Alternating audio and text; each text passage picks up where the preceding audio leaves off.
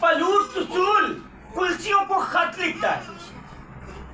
ये जो कलीसिया है ये पौलुस की कलीसिया नहीं है। पौलुस को एक खबर मिलती है कि जो कुलसिये के अंदर एक कलीसिया पाई गई है, वहां के जो खातमीन लोग हैं वो ठीक तालीम नहीं दे रहे। वो कहते हैं कि यीशु मसीह की पहचान के लिए, कामल ईमान के लिए जो दूसरे मुकद्दसीन लोग हैं उनकी प्रस्तुत करना भी लाजम है। यानी कि आपका कामल ईमान तब होगा जब आप दूसरे मुकद्दसीन लोगों की प्रस्तुत करेंगे, उसको सजदा करेंगे, उसकी तज़ीम करेंगे। पौलुस को इस बात की खबर पहुंची कि ये कुलसिये की कलीसिया के अंदर जो उस्ताद काम कर रहे हैं वो ठीक काम नहीं कर रहे। वहां की कलीसिया को रूहानी तौर पर डैमेज कर रहे हैं। जब तालीम ठीक नहीं पहुंचती तो कलीसिया की हालातें जिंदगी बेहतर नहीं होती, कलीसिया शिफा नहीं पाती, कलीसिया के माली हालात बेहतर नहीं होते, कलीसिया रूहानी तौर पर तरक्की नहीं करती, कलीसिया के अंदर मौजूद की कुदरत बंद हो जाती है, खुदा का पाकरू रंजीदा होता है। जहां पर लोग बातों को समझते नहीं है। इसलिए इस साइड के अंदर 3 बातें बढ़ गई हैं। पहली बात, खुदा के जलाल की कुदरत। सेकंडली, सब्र, खुदावन की फरमाबरदारी। आप और मैंने जलाल कैसे देना है? सेकंडली, हमने खुदा के कलाम के मुताबिक चलते हुए कलीसिया ने सब्र कैसे करना है? किन आजमाइशों में वो सब्र कर सकती है? और सिर्फ सब्र ही नहीं करता, फरमाबरदारी भी करनी है। आमीन। तो इसलिए ये पौलुस रसूल इनको खत लिखता है कुलसिये की कलीसिया को। तो पहली बात कि खुदा के नाम को जलाल देना, कि जब इंसान आजमाइश का सबब होता है तो वो कैसे उसकी बर्दाश्त करता है। खुदा इंसान को छोड़ता नहीं है। जब किसी के साथ कोई नहीं होता उसका खुदा उसके साथ खड़ा होता है। आमीन। तो इसके बाद एक अच्छी जिंदगी गुजारना, हिकमत में बढ़ना, खुदा की कुदरत में मजबूत होना, इसके लिए बड़ी खूबसूरत एक आयत है, तेरा फजल ही मेरे लिए काफी है। आमीन। तेरा फजल ही मेरे लिए काफी है। कलीसिया कैसे खुदा के साथ चल सकती है? पहली बात कि खुदा की कुदरत में वो कवि हो, मजबूत हो। इब्राहिम की जबरदस्त मिसाल। इब्राहिम को खुदा ने कहा कि तू अपने रिश्ते नातों को, अपने बाप दादा को छोड़। जब अपने रिश्तेदारों को छोड़ा तो उसने कहा कि जहां मैं कहूंगा तू उस रास्ते पर चलना है। तुझे एक उसकी बड़ी खूबसूरत जो उसके अंदर आदत थी, एक जगह पर जहां पर खुदा का प्लान लेता वो एक बड़ा ज़बह करता। खुदा के आवाज से पहले खुदा को अवलियत देता। वो क्या करता? उस बड़े को ज़बह करता।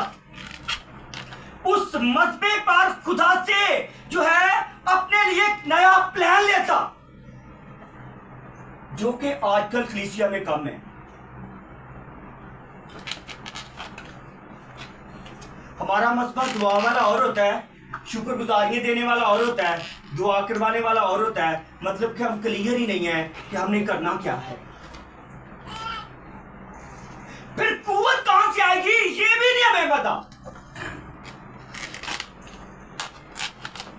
कुव्वत तब आएगी जैसे इब्राहिम के साथ हम एक ही साथ जुड़े रहेंगे, रस्मों रिवाज में से बाहर निकलेंगे। और एक दिन आया, इब्राहिम बड़ा परेशान हुआ, बुजुर्ग हो चुका था, इसकी औलाद नहीं थी। बाइबल में लिखा है कि खुदा ने इब्राहिम को आवाज दी, उसने कहा इब्राहिम अपने खेमे से बाहर आ जा। इब्राहिम बाहर आया, खुदा ने बुलाया है मुझे। लिखा है कि उसने कहा अपना ध्यान जो है जरा सितारों की तरफ बढ़ा, इनको गिनती करना शुरू कर दे। क्या तू इन सितारों को गिन सकता है? उसने कहा मैं तेरी औलाद रेत के सरों की मानद, इन सितारों की मानद बढ़ाऊंगा। शर्त यह है कि तू मुझ में कमी हो जाए। आमीन। तू मायूसी तुझे ना घेरे। जब मायूसी हमें घेरती है, हम परेशानी का स्वाब में होते हैं, हम उलझनों में पड़ते हैं, तो खुदा आज आपको बुलाता है। बुलाता क्या है? आप मेरे नाम को जलाल देना ना छोड़िएगा, मेरी प्रस्तुत करना ना छोड़िएगा, मेरे साथ जुड़े रहें। मैं सच्चा खुदा हूं, मैं कभी भी तुझसे जुदा नहीं होगा। हालेलुया। खुदा आपसे कभी जुदा नहीं होगा। लिखा है इब्राहिम बुरा हो गया। लोगों को लगता है कि इसने सारी उम्र खुदा के साथ गुजारी, इसकी औलाद नहीं हो सकती। शायद कभी कभी खुदा के कलाम के अलावा डॉक्टर और तबीब भी ये कहते हो, बहुत बरसों से तू अपना इलाज करवा रहा है, अब तू ठीक नहीं हो सकता। लेकिन खुदा के कलाम में लिखा है, उसने कहा कि तू अपने ज़हीनपन को ना देख। मैंने तुम्हें कहा है कि आगे आने वाले साल के अंदर तुझे बेटा होगा। और खुदा के कलाम लिखा है, जैसे ही आने वाला साल हुआ तो वो साल उनके लिए बाइस बरकत हुआ। आमीन। खुदा उनको बेटे जैसी बरकत अता कर दी। आमीन। खुदा की कुदरत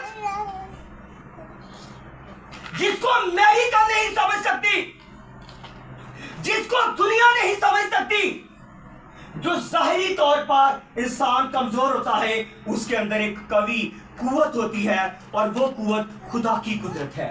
आमीन। कैसे? एक गांव था, उसके पास एक झोंपड़ी थी। मेरे साथ रहना। वो जो झोंपड़ी थी ना, उस झोंपड़ी के अंदर एक दिया जलता था। एक बुजुर्ग सा बाबा था। उन्होंने किया क्या? वो जो बुजुर्ग था, वो लोग अक्सर उसको कहते कि झोंपड़ी के अंदर बाबा जी ये दिया जलता कैसे है, यानी उसका मजाक उड़ाते, उसको हकीर जानते। क्योंकि वो जो गांव था, जो कस्बा था, वहां पर बड़े बड़े घर थे। एक वक्त आया, बड़ी तेज आंधी चली, बड़ी तेज आंधी चली, और पूरे गांव के अंदर अंधेरा हो गया। एक जवान की नजर उस झोंपड़ी पर पड़ी। वो जो झोंपड़ी थी, उस झोंपड़ी के अंदर अभी भी दिया जल रहा था। उस जवान ने कहा, बाबा जी पूरे गांव के अंदर अंधेरा है, ये इस दिए के अंदर, इस झोंपड़ी के अंदर इस दिए की क्या खूबी है कि ये अभी तक जल रहा है? उसने कहा, बेटा ये उम्मीद और सब्र और तहम्मुल का दिया है, ये कभी नहीं बुझ सकता। इस दिए के साथ मेरी उम्मीद लगी हुई है। आमीन।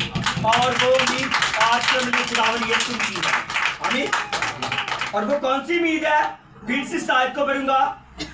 और उसके जलाल की कुदरत के मुताबिक हर तरह की कुव्वत से कवी होते जाओ। अपनी कुव्वत कम नहीं करनी। मायूसी कुव्वत को कम कर देती है। और फिर आगे क्या लिखा है? हर तरह की कुव्वत से कवी होते जाओ, ताकि खुशी के साथ हर सूरत से सब्र और तहम्मुल कर सको। आमीन। आपका दिया, आपकी रोशनी कोई और नहीं है, खुदावंद यीशु मसीह है।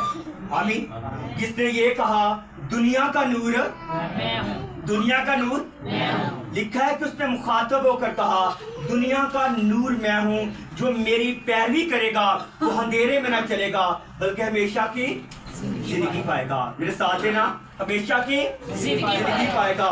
अगर आपका दिया, अगर आपकी रोशनी खुदावन यीशु मसीह है तो ये फिर दुनिया की आंधी इसको कभी नहीं बुझा सकती, दुनिया के हालात इसको कभी नहीं बुझा सकते, दुनिया की बीमारी इसको नहीं बुझा सकती, दुनिया की मायूसी इसको कभी नहीं बुझा सकती, क्योंकि आपका खुदा आपके साथ खड़ा है। के हैकल का एक हाउस था और उसका एक बरामदा था जिसके 5 दरवाजे थे।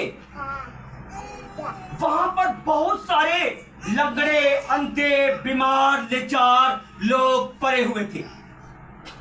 वहां पर एक और ऐसा शख्स जो सबसे ज्यादा पुराना था, कितने साल का? 38 बरस का। कितने बरस का? 38 बरस से बीमार शख्स। हर साल उसका ऐसे ही गुजर जाता, फरिश्ता आता, पानी लाता और वो चला जाता, उसके उतरने से पहले कोई उतर जाता। 1 साल, 2 साल, 4 साल गुजरते गए। मैं समझता हूं जितनी वो लेट होता गया उतना ही खुदा की कुदरत उसके नजदीक आती गई। आमीन। वो बहुत बरस गुजर गए। शायद जमीन पर वो पानी हिलाने के लिए फरिश्ता आता तो उसके घर वाले उसके पास आते होंगे कि ये पहुंचा भी आगे नहीं। वहां पर लिखा है उसने कहा मेरे पास कोई है ही नहीं, मेरे पास कोई नहीं है कि जो मुझे इस हाउस के अंदर उतारे। कैसी उम्मीद है इसकी, इसके अंदर की कुव्वत नहीं गई, इसका सब्र नहीं टूटा, इसकी उम्मीद नहीं टूटी। लिखा है 37 बरस गुजर गए। इसका मतलब है 37 दफा फरिश्ता पानी लाकर चला गया। ये बंदा नहीं ठीक हुआ। आखिरी साल के अंदर यीशु ने से पूछा, उसने कहा क्या तू शिफा पाना चाहता है? उसने कहा ये जो हाउस है ना, मेरे उतरने से पहले कोई उतर जाता है, मेरे पास कोई नहीं जो इसके तक मुझे ले जाए। आमीन। लेकिन अब ये फरिश्ता नहीं था, अब तो ये वो हस्ती थी जिसके बारे में फरिश्तों ने भी कहा आलमे बाला पर हो जाना, आलमे बाला पर हो जाना, मुबारक का जो खुदावन के नाम से आता है, और वो खुदावन यीशु मसीह था। आमीन। बाइबल में लिखा है यीशु ने झुका, उसका हाथ पकड़ा और उसको कहा उठ और अपनी चारपाई उठा और चला जा। आमीन। उसके अंदर जो बहुत बरसों से सब्र कर रहा था, वो खुशी की इंतहा, खुदा के नाम को छलाल, तंदुरुस्ती की जो उम्मीद उसके अंदर थी, वो एक दिन उसको कामयाब कर गई। आमीन। उम्मीद इंसान को कामयाब करती है, सब्र इंसान को कामयाब करता है। खुदा की कुदरत इंसान को कभी अंधेरे में नहीं छोड़ती, क्योंकि आपका मेरा खुदा क्या है? सच्चा खुदा है। कौन सा खुदा है? सच्चा खुदा है, जिंदा खुदा है, वो निजात देता है, और जो कोई उसके मुताबिक चलता है यकीनन वो बाइस से बरकत होता है। आमीन। इसलिए अपने अंदर की उम्मीद को कभी ना टूटने दें, इसको कभी ना टूटने दें, हकीकी इबादत को ना छोड़े। कैसे? मुख्तसर तौर पर साउल, यही पौलुस, ये कैद हुआ, बड़ी दफा कैद हुआ, एक दफा तो दुआ कर रहे थे, बॉडी जख्मी थी, खुदा की हमत के गीत गा रहे थे कि हमें इसलिए पकड़ा गया है कि यीशु के नाम की मुनादी करते हैं। उनकी उम्मीद नहीं टूटी, वो और ज्यादा कवि होते गए, और ज्यादा कुव्वत पाते गए, बल्कि वो सिपाही जो उसकी निगरानी कर रहे थे उनके जख्म भी धोए और उनसे तौबा भी की और बपतिस्मा भी ले लिया। आमीन। यीशु को कबूल कर लिया। अगर वो उस दिन जख्मी ना होते तो शायद वो जेल वाला सिपाही जो है वो अपने घराने के साथ बपतिस्मा ना लेता। खुदा कभी मुश्किल में भी किसी को रखता है तो उसमें भी खुदा के कलाम का मुकाशफा होता है। शायद खुदा कोई बात करना चाहता है। लिखा है कि वो अपनी गवाही सुना रहा था एक बादशाह को। अगर वह बादशाह है, इस पूरे चैप्टर को पढ़े, 12वें आयत से ये बात सामने आती है। बंदा जंजीरों से जकड़ा हुआ है, उसकी दोनों कलाइयों पर जंजीरें पड़ी हुई हैं, अदालत में खड़ा किया जाता है। अगर वह बादशाह को अपनी गवाही सुना रहा है, कह रहा बादशाह मेरी बात जरा सुन, हम दोपहर के टाइम दमिश्क के रास्ते पर मसीह लोगों को जो यीशु मसीह का नाम लेकर इबादत करते हैं उनको पकड़कर लाने के लिए जा रहे थे। मैं था और मेरे साथी थे। हमने सूरज से ज्यादा एक ऐसी चमक देखी जो हम सबके गिरता गिर चमक गई और हम सारे गिर गए। बड़ी जुर्रत के साथ उसने बादशाह को अपनी गवाही सुनाई, और जब गवाही सुनाई तो उसने कहा, मुझे वहां पर यीशु ने मेरे साथ बात की। उसने कहा कि तू मुझे क्यों सताता है? उसने कहा मैं तुम्हें नहीं सताता। उसने कहा अगर तू मेरे लोगों को सताता है तो वो मुझे सताता है। आमीन। हमने हमेशा तक काम करना है कि मसीह लोगों को ना सताए, दुआ का मजाक ना बनाए, बपतिस्मे का मजाक ना बनाए, शराबानी की मुखालफत ना करें, रूल कुदस की मुखालफत ना करें। ये यीशु की तालीम है, ये किसी और की मेरे अजीजों तालीम नहीं है, बल्कि इसमें कवि होते जाए, इसमें मजबूत होना सीखे। लिखा है उसने जब बताया कि यीशु ने मुझे कैसे बुलाया। अगर वह बादशाह को ये कहता है कि मेरे लिए ये लाजमी नहीं है, जो आसमानी रोया की बात मुझ तक पहुंची, जो खुदा के कलाम की रोया मुझे मिली, मैं उसकी गवाही दूं। अगर वह बादशाह उसने कहा तू थोड़ी सी नसीहत करके मुझे मसीह करना चाहता है, उसने कहा तुझे नहीं, ये जो मेरी जंजीरें है ना, मैं चाहता हूं कि इसके अलावा सारे मसीह हो जाएं। आमीन। ये उसकी जुर्रत है। उसने कहा खुदा ने मेरे साथ वादा किया है, मैं तुझे मरने नहीं दूंगा। ये बात भी उसने उसको बताई, और वाकई ये बड़ी दफा मौत से बचा। हम क्या करते हैं, लेकिन बाइबल आपको मुझे सिखाती है कि हम खुदावन में कवि हो जाएं। खुदा आपको मुझे मजबूत करना चाहता है। खुदा आपको मुझे ये चाहता है कि हमारे अंदर की बीमारियां जाती रहें। बाइबल का 10 लिखा है, इब्तिदा में कलाम था, कलाम खुदा के साथ था और कलाम ही खुदा था। अब मेरे साथ रहना। पैदाइश की किताब में लिखा है, जब खुदा ने जमीन को बनाया तो देखा जमीन पर अंधेरा था। जमीन पर क्या था? अंधेरा था। जमीन सुनसान थी। जमीन क्या थी? सुनसान जमीन थी। हमारे अंदर अगर यीशु नहीं है, हकीकी तौबा नहीं है, तो तरीकी है। ये जमीन सुनसान है। ये फल क्यों नहीं लाई? इसके अंदर अभी तक हमें इब्राहिम की तरह आज फिर खुदा बुलाता है। इब्राहिम, तुझे रास्तबाज होने की जरूरत है, तुझे कवि होने की जरूरत है, आज की कलीसिया को कुव्वत पाने की जरूरत है, आपको और मुझे खुदा के जलाल के लिए कवि होने की जरूरत है, आपको और मुझे तहम्मुल में रहने की जरूरत है, आपको और मुझे रियली तौर पर खुदा की प्रस्तुत करने की जरूरत है, आपको और मुझे हकीकी तौर पर खुदा के कलाम को कबूल करने की जरूरत है। आमीन। तुम खुदा की खेती हो, तुम खुदा की खुदा फल की तवक्को करता है। किसकी तवक्को करता है?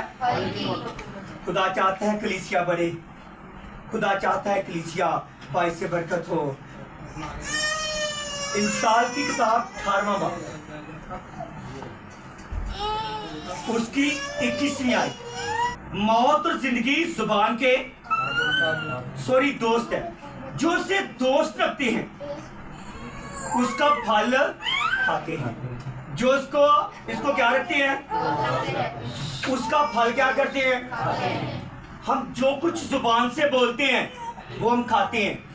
वो आंदे ना अपने मुंह का खटिया ही खाना है ना, वो ही गाली अक्सर ਵੱਡੇ ਕਹਿੰਦੇ ਹੁੰਦੇ ਨੇ कि पुत्र ਜਿਹੜਾ मुंह का खटिया है वो ही खाना है ना। चलो ऊपर वाली आयत भी पढ़ ली।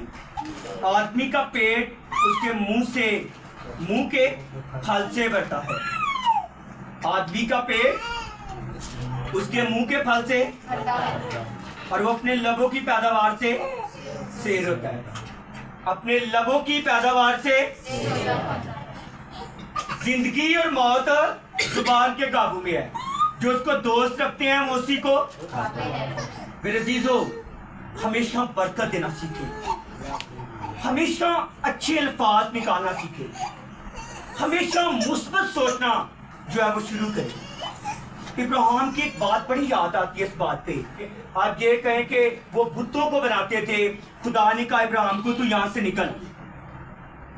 कभी कभी मैं नहीं कहता कि हम अपने रिश्तेदारों को छोड़ दें, लेकिन उनकी जो गलत गुफ्तगू है ना उसमें से अपने आप को बचाएं। गलत गुफ्तगू हो रही है तो आप अपने आप को वहां से अलग कर लें। अपनी इन तमाम बातों को बेहतर करें। लास्ट बात इब्रानियों उसका 10वां बाब 23वीं आयत, अपनी उम्मीद के इकरार को मजबूती से थामे रहे, क्योंकि जिसने वादा किया है वो सच्चा है। आमीन। मजबूती से क्या कर, अपनी उम्मीद के इकरार को मजबूती से थामे रहे, क्योंकि जिसने वादा किया वो सच्चा है। वो आपको शिफा देता है, वो आपको कवि करता है, वही आपको बहाल करता है, वही आपके खानदान को चलाता है, वही इसको सरफराज करता है।